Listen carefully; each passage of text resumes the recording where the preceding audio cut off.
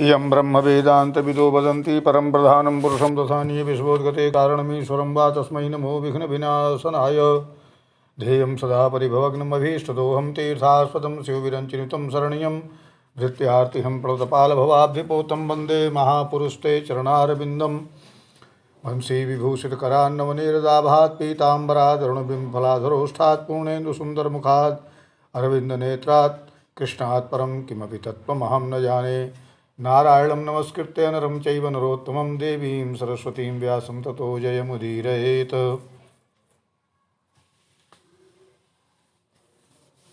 अज्ञानतिमिरान्धस्य ज्ञानाञ्जनशलाकया चक्षुरुन्मीलितं येन तस्मै श्रीगुरवे नमः। कल आप सबने श्रवण किया तुलसी देवी का महात्म्य और आंवले का महात्म्य। अब राजा पृथु नारद जी से पूछते हैं, कहते हैं कि हे महाराज, पृथुर्वाच सेतिहासमिदं ब्रह्मन् माहात्म्यं कहितं मम अति आश्चर्यकरं सम्यक तुलस्यास्तच्छ्रुतं मया।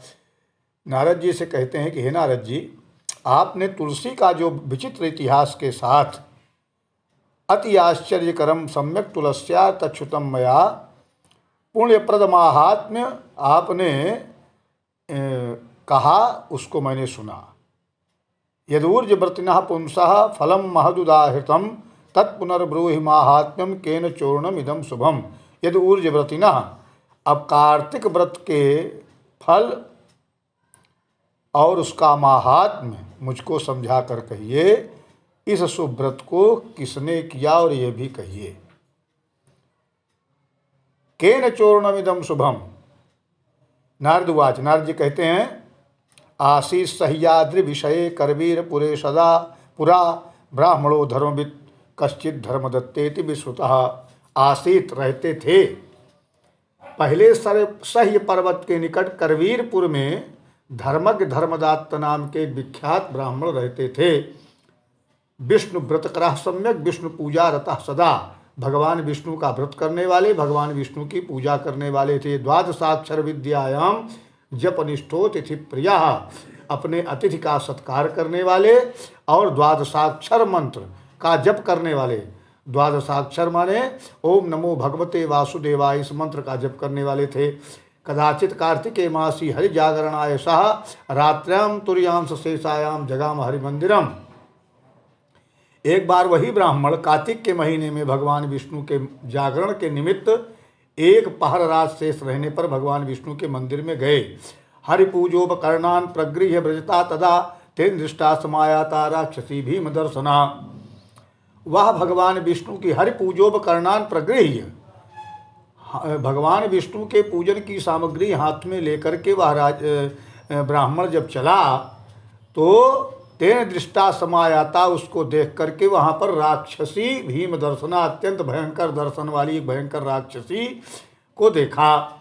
वक्रदृष्टालज्जिह्वा निमग्ना रक्तलोचनादि गंभरा सूक्ष्मांसा लंबोष्ठी घर घर स्वना।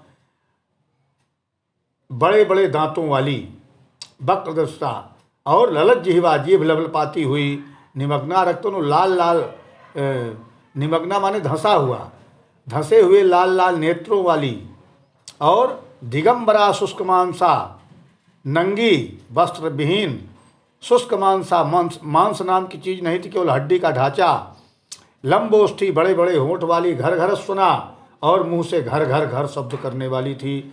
ताम दृष्ट्वा भयवित्रस्ता कंपिता वयवस्तता पूजोपकरण सर्वै पयोभिश्चाहनद भयात। उस भयंकर राक्षसी को देखकर भय से उनके शरीर के सब अंग कांपने लगे। पूजोपकरण सर्वै पयोभिश्चाहनद भयात। डर के मारे उस ब्राह्मण ने पूजा की सामग्री और जल से उस राक्षसी को मारा, घबरा करके फेंक दिया सामान उसके ऊपर। संस्मृत्य तदहरेर नाम तुलसी युक्त बारिणा सोहनत पातकम यस्मात् तस्मात् तस्याह अगालयम। चूंकि तुलसी दल सहित जल से भगवान के नाम को स्मरण करते उस ब्राह्मण ने उसको मारा था, इसी कारण उस राक्षसी के जन्म जन्मांतर के पाप नष्ट हो गए। अब देखिए भगवान के नाम की और उनकी सबकी महिमा देखिए कि भय के मारे उसने राक्षसी पर फेंक दिया ब्राह्मण ने। तो परिणाम क्या हुआ? कि उसका पाप नष्ट हो गया और वह अध संस्मृत सा पूर्व जन्म कर्म विपाकजम स्वाम दशाम ब्रवीद विप्रम दंडवच्च प्रणम्य सा। वह अपने पूर्व जन्म के कर्मों के फल को स्मरण करते हुए उसके कारण प्राप्त उस राक्षस योनि को स्मरण करके ब्राह्मणों को दंडवत प्रणाम करके बोली, कलहोवाच। कलहा नाम की राक्षसी थी, उसका नाम कलहा था। पूर्व कर्म विपाकेन दशामेताम गतास्म्यहम तत्कथम तो पुनर्विप्र प्रयास्यामुत्तमाम गतिम। हे ब्राह्मण देवता, मैं पूर्व जन्म के कर्मों के फल से मैं इस अवस्था को प्राप्त हुई हूँ और मैं अब किस प्रकार से इस पवित्र दशा को प्राप्त हुई इसके बारे में बताइए। नारद जी कहते हैं, नारद उवाच ताम दृष्ट्वा प्रणताम सम्यक बदमानाम स्वकर्म तत् अतीव विस्मितो विप्रस्तदा वचनमब्रवीत। इस प्रकार से प्रणाम करते हुए उसको देखकर, ताम दृष्ट्वा प्रणताम सम्यक बदमानाम स्वकर्म च, प्रणाम करते हुए और अपनी दशा का वर्णन करते हुए अत्यंत विस्मित ब्राह्मण कहने लगे। धर्मदत्त उवाच केन कर्म विपाकेन उत्तम दशामीदृशीं गता कुतस्त्या काच किं शीला तत्सर्वं कथयस्व में। धर्मदत्त कहते हैं कि किस कर्म के प्रभाव से तेरी यह अवस्था हुई और पूर्व जन्म में तू कहाँ की रहने वाली थी, तेरा कैसा चरित्र था, यह सब तू मुझसे बतला। कलहोवाच, कलहा ने कहा, सौराष्ट्र नगरे ब्रह्मण भिक्षुर्नामा भवे द्विजः तस्याहम गृहिणी पूर्वम कलहा ख्याति निष्ठुरा। कलहा कह रही है, हे ब्राह्मण देवता, सौराष्ट्र में भिक्षुक नाम के एक ब्राह्मण रहते थे और उनकी कलहा नाम की मैं स्त्री, निष्ठुर स्वभाव वाली, मैं उनकी भार्या थी। न कदाचिन्मया भर्तुर्वचसापि शुभम कृतम नार्पितम तस्य मिष्ठान्नम भर्तुर्वंचनशीलया। मैं वाणी से भी पति का कल्याण कभी नहीं चाहती थी और ना अच्छा भोजन ना मिठाई आदि देती थी, सर्वदा उसको भर्तुर्वंचनशील या सदा उसको ठगती थी। कलह प्रियया नित्यम मयोद्विग्न मना यदा परिणेतुम तदायान्याम समतिम चक्रे पतिर्मम। नित्य ही झगड़ा मुझे प्यारा था, रोज लड़ाई करती थी। मुझे इस प्रकार व्याकुल करने वाली देखकर मेरे पति देव ने दूसरे विवाह की इच्छा किया। ततो गरम समादाय प्राणास्त्यक्त्वा मया द्विज अथ बद्ध्वा बध्यमानां मां निन्युरयम किंकराः। तब मैंने पहले ही विष खाकर अपना अंत कर लिया। उस ततो गरम समादाय प्राणास्त्यक्त्वा मया द्विज, गर माने जहर, मैंने विष खाकर अपना शरीर छोड़ दिया। तब अथ बद्ध्वा बध्यमानो माम निन्युर यम किंकराः, मरने पर यमदूत मुझे बांधकर बारंबार मारते हुए यमराज के पास ले आए। यमश्च माम तदा दृष्ट्वा चित्रगुप्तम अपृक्षत। यमराज मुझको देखकर चित्रगुप्त जी से पूछा। चित्रगुप्त यमुवाच अनया किं कृतम कर्म चित्रगुप्त विलोकय। हे चित्रगुप्त, इसने क्या कर्म किया है इसको आप देखिए। प्राप्नोते साय तत्कर्म शुभम वाय दिवा शुभम। जो इसने अच्छा और बुरा कर्म किया है उसका फल भोगेगी। कलहोवाच, कलहा कहती है, चित्रगुप्तस्तदा वाक्यम भर्षयन्मामुवाच सः।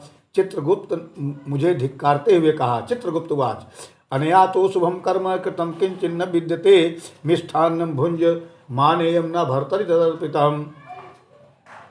चित्रगुप्त ने कहा कि महाराज, इसने कोई भी शुभ काम नहीं किया और अपने पति को अच्छा भोजन न देकर या स्वयं अच्छा भोजन खाया करती थी। अतश्चा बलगुली योन्याम स्विष्ठादौ च तिष्ठतु भर्तुर्दृष्ट्वा तदा ऐसा नित्यम कलहकारिणी। इसलिए यह अपनी ही विष्ठा खाने वाली हो, पति को देखकर उससे शत्रुता रखने वाली थी, इस कारण इसका सूकरी का जन्म हो। अतश्चा विष्ठादाम सूकरीम योनिम तस्मात् तिष्ठत्यम हरे पाक भांडे सदा भुंक्ते भुंक्ते चैकायतस्ततः। इसलिए अपनी विष्ठाएं खाने वाली, पति को देखकर उससे शत्रुता रखने वाली, इसका ऐसा सूकरी का जन्म हो। तस्माद ऐसा बिडाली तू स्वजाता पत्य भक्षिणी भर्तार विचोद्देश्य ह्यात्मघाता कृतोन्नया। इस कारण यह भिष्टा भक्षण करते हुए सूकरी योनि में उत्पन्न हो गए और अकेले ही पाक के बर्तन में भोजन करती थी। इस कारण वह अपने बच्चों को खाने वाली बिल्ली हुए। इसने पति पर क्रोध का आत्मघात किया है, इसलिए तस्मात् प्रेत शरीरे पे तिष्ठते साति निंदा। इस पाप से यह घृणित प्रेत योनि में निवास करे।